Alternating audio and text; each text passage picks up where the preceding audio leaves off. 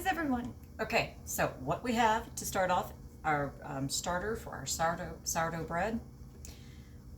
One little container that we can reuse.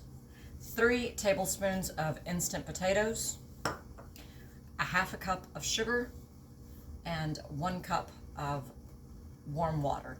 You don't want this too hot. I usually tell people about 101 to 108 degrees. You get anywhere above 112, somewhere in there, you start to kill off your yeast. So you want it warm to touch, but you don't want it hot. And 3 packets of yeast. That could be any company. I happen to have picked up, I think it's Fleischmann's, I think that's how you pronounce it. And it's original yeast. So, all right. And all you have to do is mix said ingredients. Do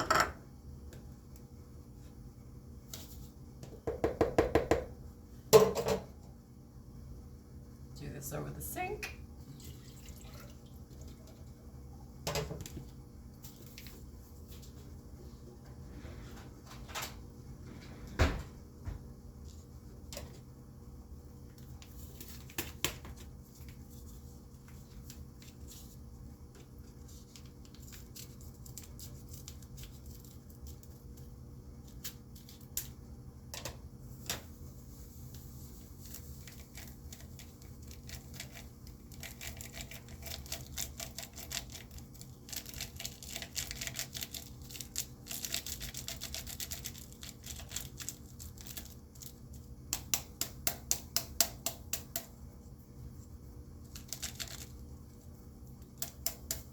Get as many of those little guys as you possibly can.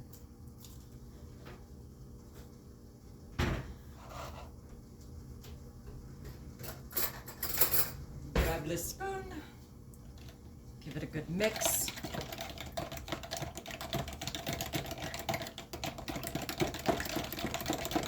Now, for the first 24 hours, you let this sit out on your countertop in a warm spot. You don't want it too hot, not too cold. Just gives the yeast a chance to activate and to start that sour process for your bread. After the first 24 hours, you place it inside of your refrigerator for 5 days. On the 5th day, you bring it back out of the refrigerator, set it back out onto your counter, and let it come up to room temperature out of the fridge. If you have bubbles inside of your yeast mix, then you know that your yeast is still active. If you don't have bubbles, then you know that your yeast was dead and you need to start the process over again. That is it for the first part of this prep for sourdough bread. Now,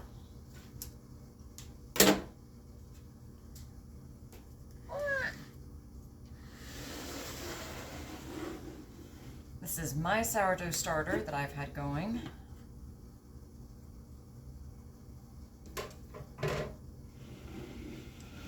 And as you can see, we have quite a few bubbles that are inside, so we know that our yeast is active. Now, on your 5th day, you're going to make the same recipe as your starter, except for the yeast. You won't add the yeast. All you're going to be doing is feeding the yeast that you already have in your mix. That would just be a half a cup of sugar, 1 cup of warm water, and 3 tablespoons of your instant potatoes. That's all. After you've added that to your mix, then you can set that aside and you can start off mixing your flour and other ingredients, which is next in the process.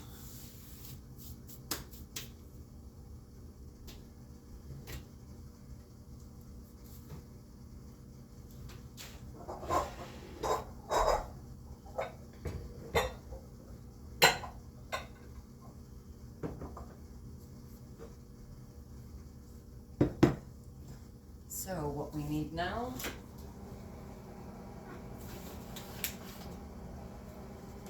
my grandmother Millie's recipe calls for 6 cups of Pillsbury bread flour.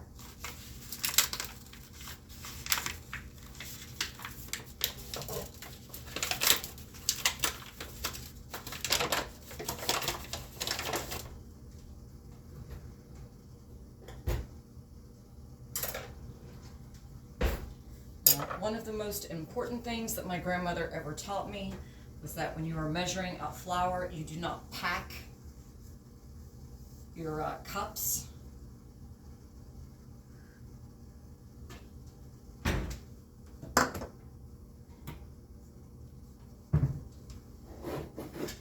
And you must sift every single cup.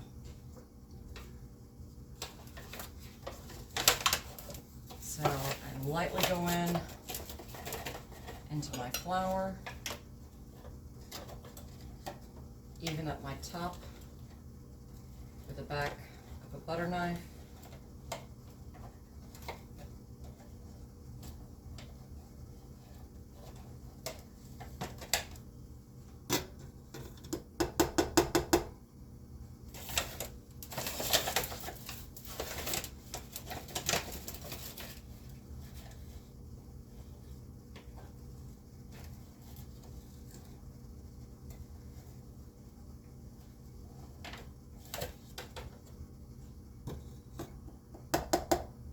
So I process 2 at a time.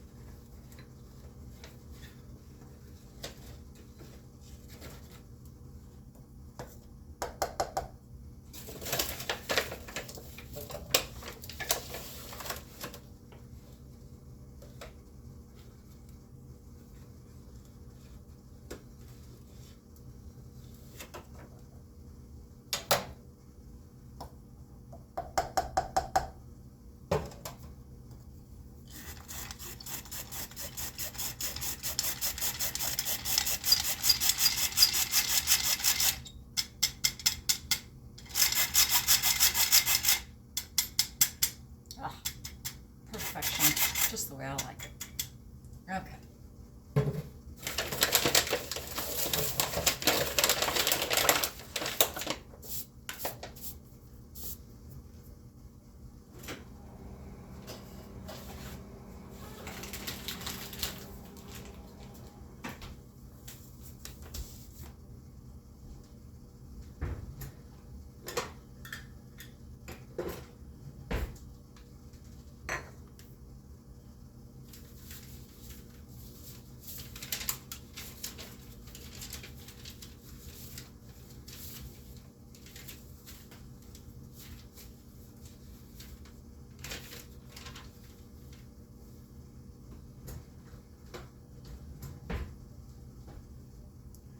Now we need 1/4 of a cup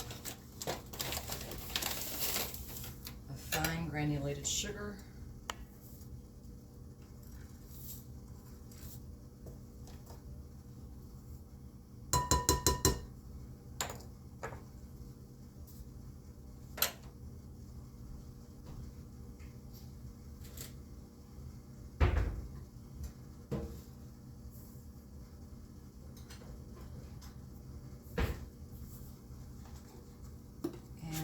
2.5 teaspoons of salt.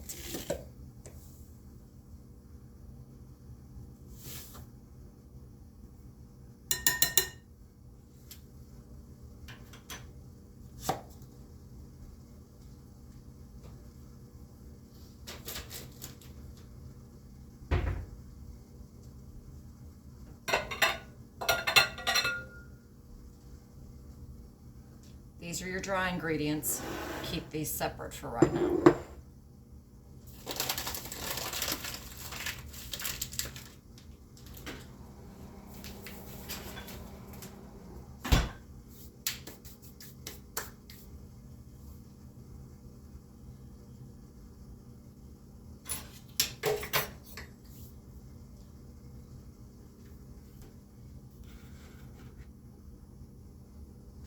Now I'm going to take what would be my starter that I've already added my mix to keep it going.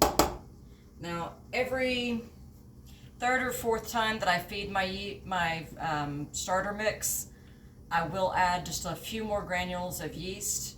It's just a light sprinkle of one that I've opened, and I can usually keep that one going like 4 or 5 times before I have to replace that little packet of yeast that I use to add to each. About every third or fourth time that I make bread. Just keeps the yeast healthy and keeps it alive and active really well, so that way I'm not losing my yeast. All right. So what we need now is our wet ingredients.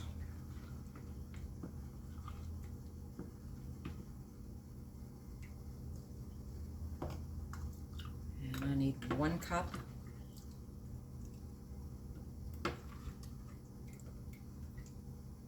Now, you're probably wondering, why in the world is she using 2 cups? Well, the reason being is that I'm also picking stuff up off the bottom, because as Grandma says, that's where the good stuff was. So, 1 cup of starter.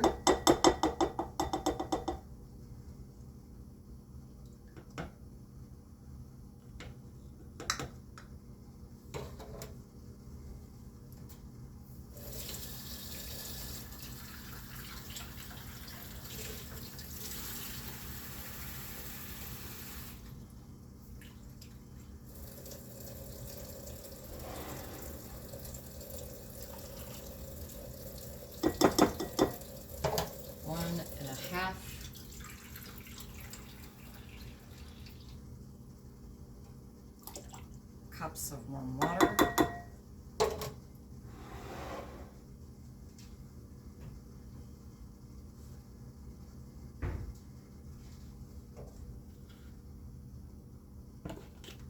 And 1/3 a cup of oil. Now, usually for this recipe, I use corn oil. That's what my grandmother's recipe calls for.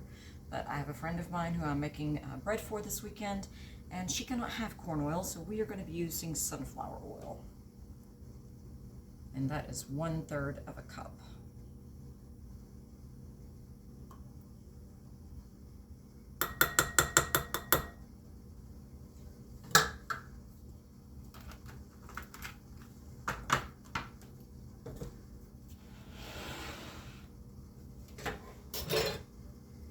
Now, this lovely mixture can go straight back into your fridge.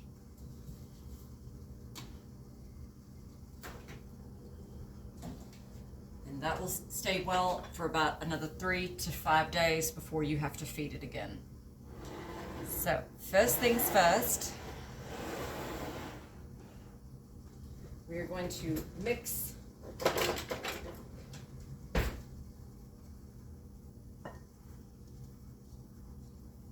our dry ingredients just to fully incorporate them. That way you don't have a sugary spot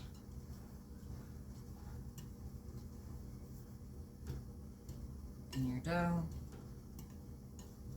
and everything is equally blended before you start adding in your wet ingredients.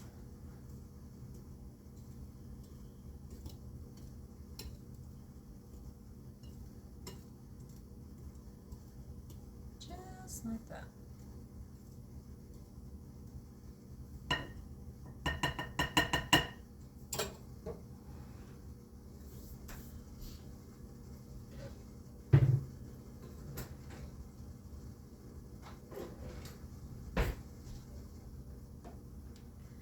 I use a smaller spatula, and this you just dump in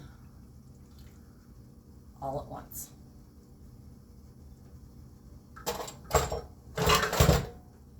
And the thing is that you don't want to let this sit.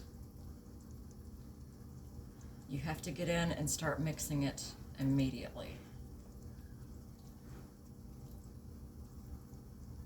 When I first started making this recipe, I had the bad habit of adding each wet ingredient individually into my mix, and then things just didn't quite work out the way that I expected.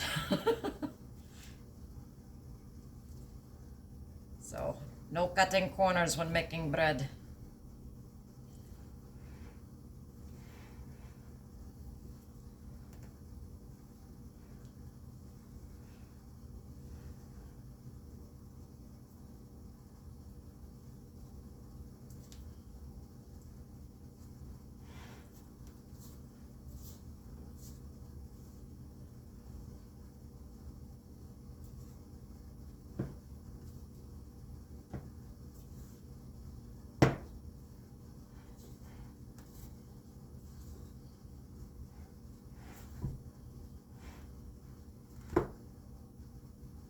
All right, now that I have my dough ball started, come here you. I need to gain 4 or 5 inches in my kitchen.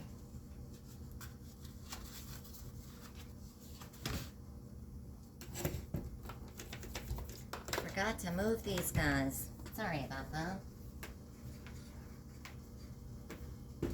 Itty bitty kitchen space.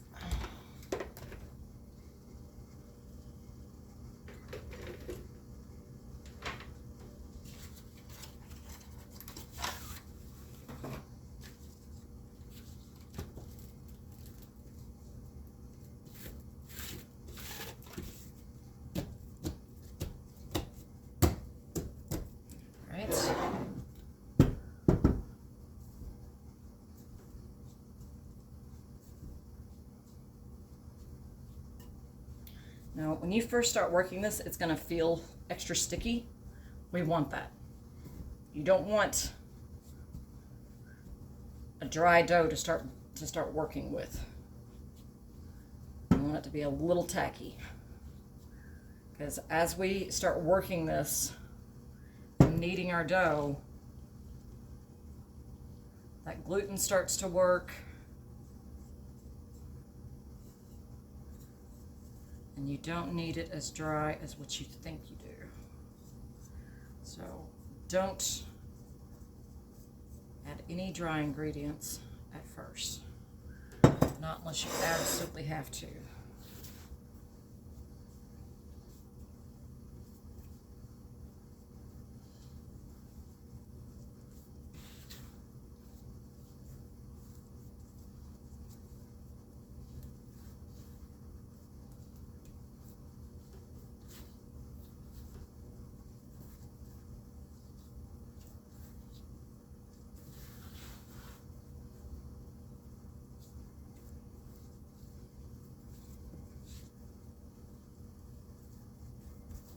Now, as you're working your dough,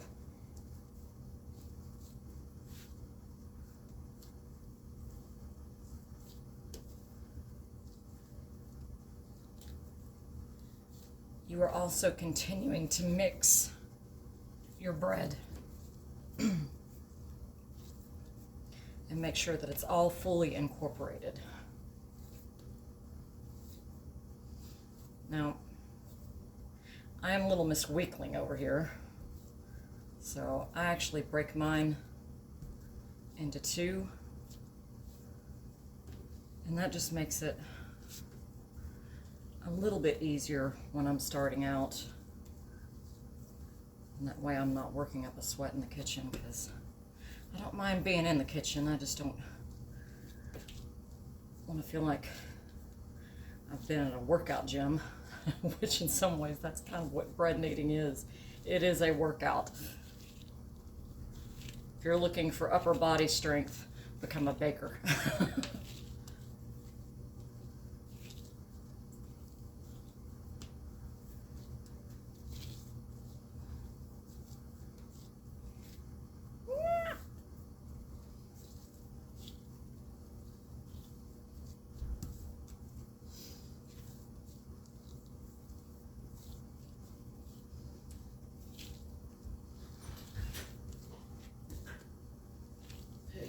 Hello.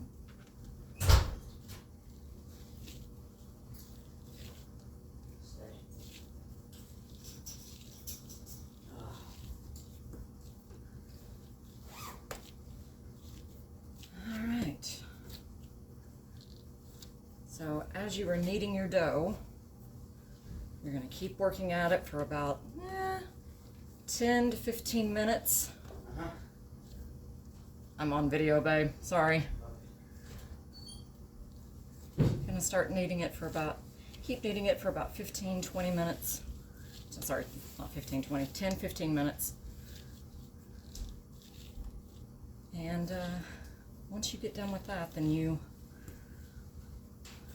oil your bowl, which I usually use a nice Pyrex or glass large bowl. Put about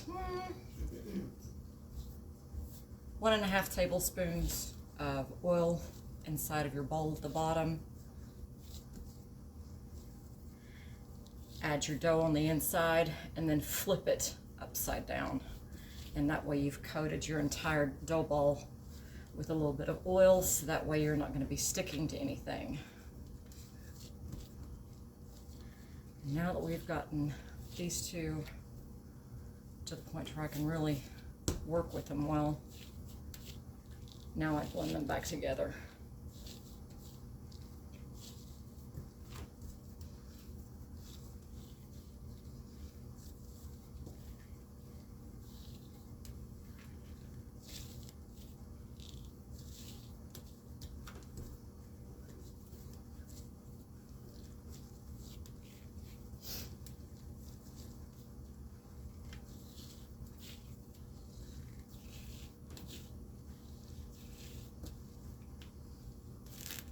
Oops. Now, you kind of want that stickiness. It might become annoying there at the end because you will start raising your dough film up, but it makes for a better dough in the end. Don't know why. Grandma never explained it.